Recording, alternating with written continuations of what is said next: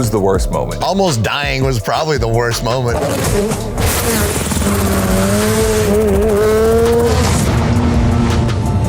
Practice? No, we practice on set. You talking about practice? That's what the tire marks are. The tire marks are the practice.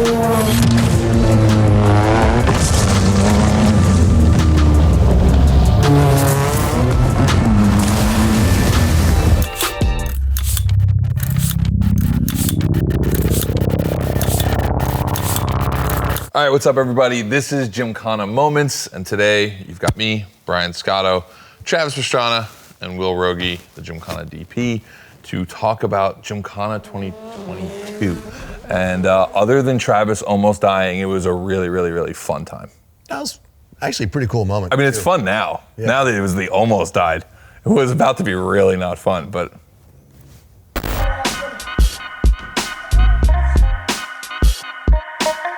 What was the worst moment? I mean, almost dying was probably the worst moment. No, so base jumping, I was like, I really want to start, if we're going to do something in Miami, I know we can find a building that's just tall enough or something we can base jump into. I always thought it'd be cool to, like, you have a valeted car and you skydive in, and Scotto, you found the perfect location. It was a total layup. You know, just put the car there, just come skydiving in right here. Early morning, my wife was like, no base jumping, no base jumping. I'm like, oh no, it's a layup, it's super simple. So I didn't really mention it. And I gave, actually, I don't know if you guys. I like this version of the story because I heard you didn't mention it at all, but you're like, I didn't really mention it. I told her that you were, not you, what we were thinking about maybe doing a base jump when I was down there. And that was like 3 months before I went down. No other mention of it. Okay. So we go down, should be a pretty good layup. Wind it's super mellow. Yeah. But we brought in one of the best base jumpers in the world to help set it all up, so. Miles Dasher, absolutely awesome, set it all up. Miles is like, look, I don't want more than like, he goes, I'm comfortable up to 10 miles an hour. We got, solid 7. He goes, it's gonna open right. I'd prefer you were opening left, no big deal. Take your time deploying the chute. So I'm like, in my head, I'm like, take your time. That means you can do a flip. It opened right, I messed up. I haven't, look, I don't probably base jump enough, and I feel bad for giving, like, it's hard to get a permit for base jumping, and people that mess it up doesn't make it any easier for other people to get permits, so thank you for permitting that, sorry for messing it up. But I should have just gone back up and done it again, but I was a little lower than I wanted to be. Parachute didn't react the way I wanted to. Generally in base jumping, you don't crash on the first mess up, but it was like 4 mess ups on my end, back to back to back, and it put myself in a situation where I could go trees, power lines, or hook turn. Hindsight, probably would have gone with trees. But you never know what you're gonna get into, get stabbed, whatever. So I hook turned it in, thought I could kind of pull out of it, landed, shattered my pelvis, broke my back, tailbone, torn urethra. And it was funny because when I hit. What's why that was funny? I'm just curious. In my head, I hit and I'm like, I got off pretty lucky. And I went to stand up and I felt my whole pelvis, everything just crumbled and moved. And I'm on my hands and knees. And then my stomach's getting really warm, and the lady comes over, paramedic, and she's like, are you okay? I'm like, oh, dude, I'm fine. But I shattered my pelvis, and I think I'm bleeding out. I might be bleeding out. And she kind of laughed, and then I'm in I'm in the ambulance going back, because they got me out of there. And I was talking to my wife, and I was like, hey, Lindsay, so I did a little stuff to my hips or my pelvis or something. I got a new hip now because of that, so we're good. Everything fused back together. But I was like, yeah, so I'm going to the hospital. I'll probably be in for surgery or something. She's like, what did you crash? I was like, oh, the base jump. And at that point, I lost all communication. Lindsay's like, what? You didn't mention anything about, and mind you, this is still at 7:30 a.m. because this is a bright and early thing. So messed that whole, it was a whole layup. It was set up perfect. Everyone was against it. I was pushing for it. And the nurse is in there, and I'm trying to analyze what's going wrong. So I'm talking to my wife. I'm like, it's fine. I'm gonna get surgery, blah, blah, blah. Like, I got a little bit, probably internal bleeding. And the nurse is like, why would you say all that? Like, the doctors will tell you what's wrong. Like, come on, you don't have this. And the next day, the nurse popped back in, or 2 days later when I was out of the ICU, and she goes, man, you did shatter your pelvis, and you broke your back, and you broke your tailbone top to bottom, and you tore your urethra, and we had to give you 5 blood transfusions. I was like, yeah. She's like, oh, I totally wasn't buying that when you were trying to like analyze what was going on. I was like, yeah, I didn't get all of the problems, but I had like a solid third of them. One upside of, just breaking yourself all the time is you're pretty good at self-diagnosis at this point, right? Okay, so let's flip it. So what was your favorite moment? What was your favorite thing that happened down there? So for me, honestly, it was the monster truck. Monster Truck was fantastic. I'm sorry, but when we had an Anderson. Dennis Anderson was my hero. His son. Monster Jam royalty. Like royalty. So it was interesting because Ken, to take a step back, always had awesome cameos with people that were more well known than any of the cameos I've ever had. Locations were bigger than, like, generally everything was bigger. I wanted the cameos not necessarily to be people that everyone knew, either my heroes, right, or like people that were doing something that was unreal. So let's take this stunt that could stand alone and let's highlight this. Let's put that where the monster truck world goes, holy crap, that's never been done before. And just him just balancing as we're going. I mean, I almost got landed on. He dropped it right. It was perfect. Do you remember? Because first of all, Ryan Anderson, especially at the time, was pushing it in terms of what you could do in a monster truck, and was really kind of taking that next level. But do you remember when he made a mistake backflip or front flip during testing? Were you there for that? Yeah, of course. We have to use this, and they've never been able to recreate it, and I don't know how it didn't, so he goes out, and there's supposed to be a lock mechanism. So they do wheelies, nose wheelies, so they got to go reverse to drive. But there's a lock mechanism when it's in drive, and for whatever reason, it didn't. And when he landed on the nose and he gave it gas, it went to reverse, which is what they use to do like nose manuals. And it front flipped the vehicle unintentionally, didn't even touch the body. I mean, the back maybe just a little bit. Yeah, landed on the bumper a little bit. Came around. An unrepeatable trick. It was amazing. It was perfect. So Will, what was your favorite moment? It's a tough one. I like the monster truck one because I think you just forget about how much damage a monster truck does to a vehicle when it lands on it, right? And the consequence is huge. And I like that it's kind of a one-up from a Gym 7 thing, right? Because it's like with the Gym 7 with the lowrider hopping, it's sweet. And it was definitely an homage to that moment. Yeah. Well, that's exactly what you were thinking. Like, how can we go under the wheels of something? But Ken was always about timing, like critical thinking, precision. So we bring a monster truck in that's like, okay, this is really gonna suck if it doesn't go right. But that there's no real, it's not me timing or him timing, it's just kind of working together in the this. scalpel versus sledgehammer. Yes. Kind of thing. We all really want to do a board slide, right? Because that would be the coolest thing to see a car do it, but there's so many variables with that. Well, we tested the board slide. Yeah. Totaled the first car. Yeah. The thing for me was, I thought the board slide was, the 50-50 slide was neat. It was cool, but I think the audience enjoyed it way more than we did. Because I think in our head, we had this much bigger idea of what we thought it was going to be, and it felt like a bit of a compromise. But because it was the first trick, it was something people hadn't seen before, a lot of the comments were about that. Everybody was like, Travis Pastrana just, Tony Hawked GYMKHANA, right? Like I think people that had looked at that, and that was this major separation from what we had done earlier. Well, let's get into the water crossing. The water crossing. I blame you for why this looks so cool. No, but the water crossing is something that we tried to do in Annapolis, right? Like, you have to understand the Chesapeake is 1,250 feet long at this one particular part, and we go to get lunch, and Travis is like, I want to show you something, and he walks us out, and he goes, I want to cross this, and I'm like, cross what? You're pointing at a massive body of water. Like, what are you talking about? Cross. He's like, I think I can drive a car across this. Maybe not all the way across. Maybe we have to use some barges. So I was thinking sink 2 barges.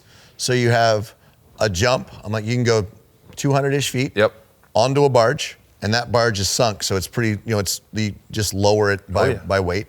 So we put a landing on the barge. So if it's a 200-foot jump, you can hit that at, let's say, 90 miles an hour. You should be able to cross easily at least 100 feet. Let's say 150 just for, round up. You have another barge that's sunk, and then you have a jump. Each barge is 150 feet long. It takes up most of the landing, most of the takeoff, and you jump onto the Naval Academy. Boom, that road connects straight. You got to go over that little bit of the rock wall. Yeah. And that's how you get into and then jump out with like a couple water crossings in between. And at this point, we've never seen anyone really hydroplane a car that far. No one believed We've only me. seen, Not even we've the only engineers really believed me. seen dirt bikes and like those Icelandic off-roaders, like, but they had huge paddle tires, right? So Travis is convinced we can do this. I'm just there for the show. Like for me, the way I look at it is, if he gets across, it's a viral moment. If he doesn't get across, it's a viral moment. So it's a win-win, right? Like as long as he can swim, Not my car. as long as he That's can what Scott was swim, thinking. it's a win-win. Yeah, it was different. Like when we were dealing with you, it wasn't our car. When it was Ken's car, it was like, oh, this comes out of the budget. But so it was. Sorry, Subaru. Yeah, but Love you. it was a win-win. So when we got to Florida, I think I probably have the weird, dubious distinction of being the man who has searched for more places to drive a car across water than anyone in the world, because I went everywhere in Florida trying to find just 2 roads with water in between. Couldn't find it. And I was so bummed at the end. And I don't think it was my idea. I think someone else was like, we could just dig a pond. And I was like, where? And like, I don't know, we could just dig a pond. And we were standing at the airport, and I was like, I guess we could just dig a pond right there. And when we did it, but like, I feel like a lot of people didn't realize what we did. Like, even though we put the jet ski in the water to make it feel like, to show that it was deep, I don't think people really understood that was like 6 feet deep of water and you drove over across the top of it. Like, Yeah, everyone always says, how deep's water? I mean, it doesn't matter if the car goes, right. 3 millimeters in, so like it's not relevant. But the Jump out of reason it. that this didn't work is Gomez thought that he couldn't make a splash until I went through, because somebody was telling him any ripples and the car's gonna sink. But when we hit it, it was a foot, maybe 2 feet. Yeah. Probably. Yeah. It might have been more than that. I don't even know. I just know that I jumped in, so it's still like 4 feet deep where I landed. So I jump in, it bounces and like bounces perfectly where it just stabs me into the exit, which is not a ramp, just a wall, and bounces up. And it was one of those moments where I had kind of mentioned, I'm like, hey, this is my area that I need clear. And all of the camera crew is coming in tighter and tighter and tighter. Yeah. And all of a sudden, from this thing going right across the top to I jump out further, I miss my turn, I'm almost in the woods. Everyone's diving off of this the truck. I missed the truck, I'm still in the grass. It was perfect. It messed up every way in the absolute best way possible. Give us like the quick, like your backstory with taking vehicles across water, because I think that's like, you're the one that brought the idea to Scotto and said, hey, like I want to skim a car across water. I had imagined it, but not on his level. No. I imagined it because of the Lamborghini Countach in Cannonball Run. They skip it across the water in that one scene. That then became an episode of Mythbusters. And I was like, oh, that'd be cool, but I was like on a much smaller scale than what you were thinking. Well, I know you dug a ditch for GYMKHANA 2022. Yeah. Thanks. I mean, there's a jump into it and a jump out of it, so that was pretty sweet. Which wasn't supposed to be, but if you go back, I mean, shoot, I was probably 10 years old, and I was in this place called Croom, sand whoops, just blitzing through the sand whoops and come around this corner as fast as the little 85cc will go, and there was like a longer puddle than what was in the other ones, and I wheelied across, and I got a little bit wet at the end. I was like, wow, that was pretty deep. And I went like around the next corner, and I was like, where'd my friend go? And I turned back, and it's more than handlebar deep. He's like, how did you get around the puddle? I was like, I didn't. It was like, I don't know, 50 feet from one end to the other, and there was a part of it that was 6 feet deep, and it was 6 feet all the way across. So he was in there. I'm like, go to that side, go to that. I'm like, no, I went right across the middle. He's like, BS. You know, the 2 10-year-olds like ripping through the woods. They're like, there's no way you just hydroplaned across the top. Hey, Jesus. Yeah, exactly. And then a movie came out called Crush the Demons of Dirt. And there was this lake, and everyone thought the lake was shallow because these guys were it was in the desert, and they were going across, they were sitting on their handlebars, they were just riding across the lake. As fast as the bikes would go, it was about maybe 100, 150 feet. And so we got to Kevin Wyndham's house. Factory riders, me and Kevin Wyndham, and Jim DeChamp was down there as my training partner because he was a mountain bike, he was national champion at 18. Yep. And it's like, Jim, see if you can cross Wyndham's pond. And Wyndham at first was against it. He's like, I fish in that pond, man. I don't want any gas in the, no. I was like, no, Kevin, it'll make it. So he might have had a drink or two, and he's like, all right, hey, champ. So you think you can make it across? Jim's like, sure. And Jim rides around the grass, and he comes over and he goes, hey, what happens when you get to the top gear? Does it go into neutral or does it go back to first? And I'm like, Wyndham's like, he's the guy that's gonna go across. And the champ just came, no, just hanging off the back.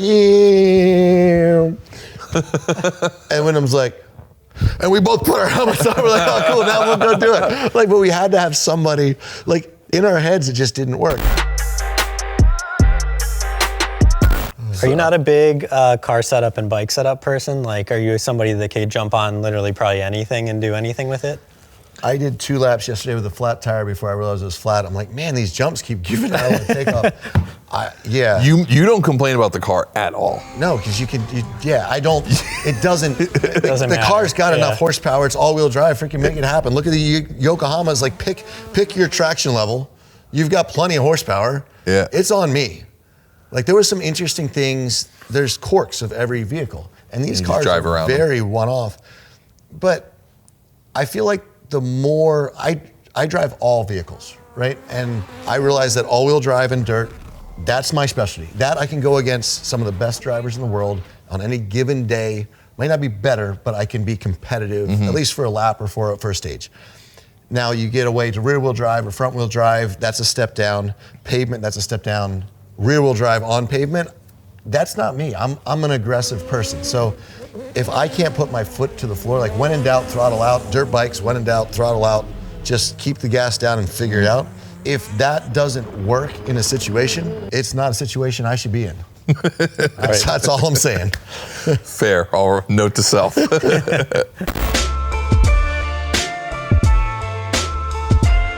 I think one of the most interesting things that I ever experienced, and this is like with Ken as well too, right? Like GYMKHANA 7, I saw how much time he had in the car.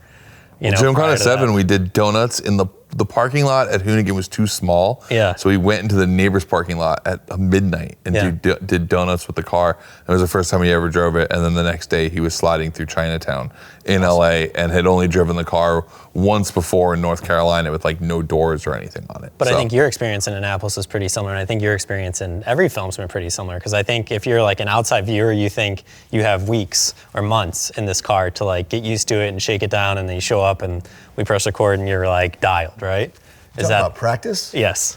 Practice? No, we practice on set. You talking about practice? That's what the tire marks are. The tire marks are the practice. No, so here's the thing. You could, if you set up cones, right? I will hit every cone, every time. I need adrenaline. I need, I'm not good. Like practice for me, I show up and people are like, oh man, if you practice more, if you were in this series longer, you could be the best. I'm like, no, if I practice more, I'm not getting, my fastest lap is lap 2 or 3. Anything after that, I'm just over driving and messing stuff up. Like most rally drivers, we see something, we hit it, we do it probably the best we're gonna do it, maybe a little better, but we're not like robots that take and analyze and do it better and better. And this last GYMKHANA was the first time I actually kind of started to like, okay, let me set up, like how far do you slide in second? How far do you slide? That was super helpful, man, just numbers and stuff, practice. I guess we are talking about practice, but until this last GYMKHANA, it was just on feel. Yeah. And that's how I've done everything my whole life. So it's not, for me, it's not helpful. Like Matthias Ekstrom said it the best, World Rallycross champion. He's like, if you're a driver, a real driver, and you get in any car, pavement, dirt, whatever the conditions, and it takes you more than 2 corners to figure out what the capabilities of that car, like what it can do, you're not a real driver. Or you're not a rally driver. You could be a circuit race course driver, but the problem is I don't get better. So I just lose confidence. If I'm in a parking lot, you put out cones, I'm just losing confidence. Oh man, I took out that cone, I took out that cone. Man, I'm not as good as I thought. You put me with no practice, you're like, go slide this, no problem, let's go. I'm Travis Pastrana. Tell myself that every day.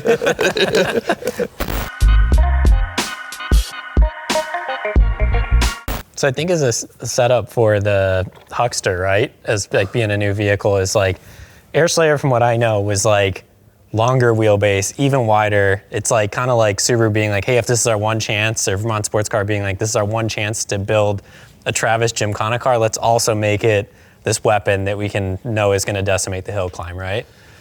Subaru didn't think GYMKHANA. They thought, what is exactly what you said? What is a weapon that we can build that's going to have downforces? And for the engineers, that was what we needed. The coolest looking, most downforce, most grip. What are the Yokohamas that get the most grip? What are the Aero that gets the most downforce? How can we make it wider, more stable? What is the best hill climb car we could possibly make? And then I had to figure out how to drift it. And I'm not a pavement person. It was the fact that Scotto and all of you guys were able to make that film work with how I drove that film is a freaking miracle. And you can see on my face, I was not comfortable. I was 2 heartbeats shy of a heart attack that entire, even not driving, I was still shy of a heart attack. I was crying the first night. So then was it, you gave a bunch of input to like what the Huckster should be, and that process kind of yielded what you would say is probably way better suited to a GYMKHANA video filming machine? So we accomplished our goal with the Airslayer, a car that flies awesome. I could put the front end down, front end up. It won all the hill climbs. It was a phenomenal race vehicle. And I was very adamant on the second vehicle. I'm like, as short a wheelbase as we can get, which just happened with the car that we had, short, narrow. And I'm like, we keep building race cars, and people assume they see a race car and they're like, oh, that's made for this. Like, let's do something fun. I was pitching the brat the whole time, but Geo wagon, perfect. Ski team livery, even better. America, let's go. It's just a car that didn't look like it should be doing what it's doing. It moved like a transformer. The wings, everything worked. Active aero was a really, really cool concept. And because it was so small, it allowed me to rotate and to pivot. It had a great balance. Very, very centered car. And I think the coolest part about getting the family Huckster was my first day, we went to Airslayer Studios, and it was so narrow and so tight. I got in the car, and I just remember taking a deep breath thinking, oh, this is gonna be embarrassing. And I dumped the clutch, and I pitched it in. I'm like, all of a sudden, I'm figure eighting, I'm getting proximity. I'm like, oh, that's gotta be close. And they're like, oh yeah, you're like 6 inches away on my first tries. Yeah. Big backwards entries around the cone. Reverse entry around the cone. So there's not a lot of room there. No. And I was driving this thing like a go-kart. And the team was on board. Everyone's happy. I can see Scotto was a little less nervous after the first one. Yeah, he sent me a text from that test. He's like, I did. What'd I say? He was like, oh, I forget the exact thing that you said. You probably shouldn't say it out loud. No, but it was probably it was really positive. I think it was something like, I think we've got a killer this time. Yeah. Like, the car is great, and like Travis is like a whole new driver. Yeah. I think it might have been something more like, I think Travis learned how to drive. But, that's what I was thinking. Yeah. Oh.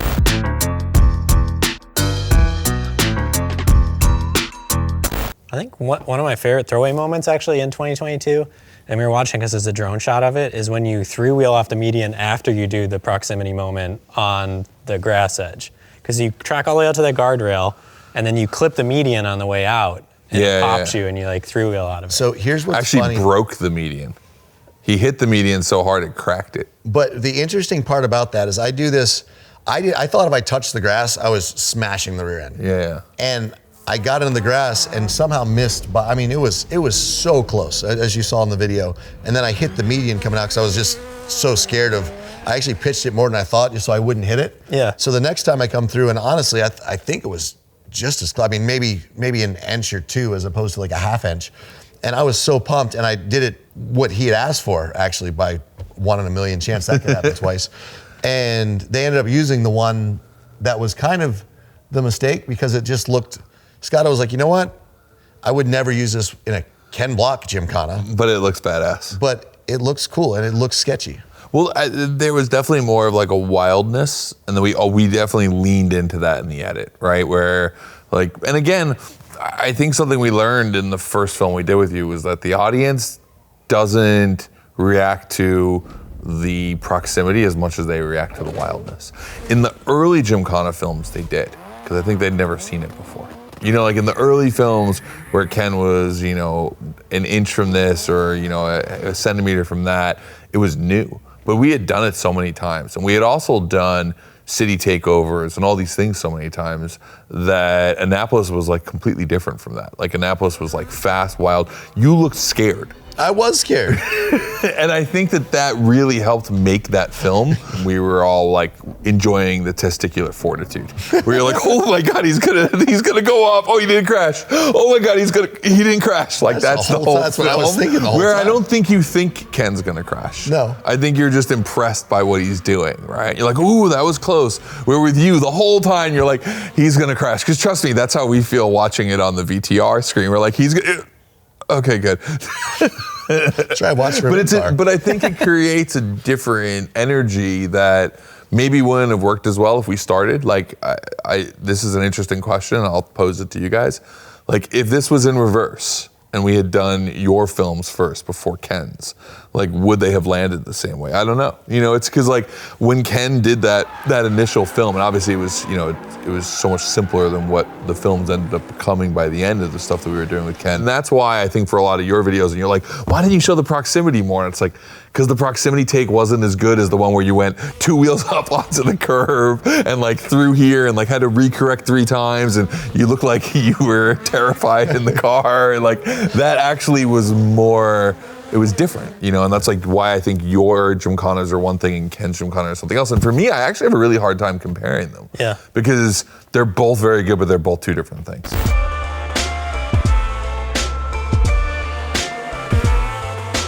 All right, so now you got the backstory on Gymkhana 2020, 22, and now you absolutely must watch Gymkhana 2025 on December 9th, and then tune in afterwards and we'll tell you about how that all came together and how he didn't die this time, as you can see by him still being here.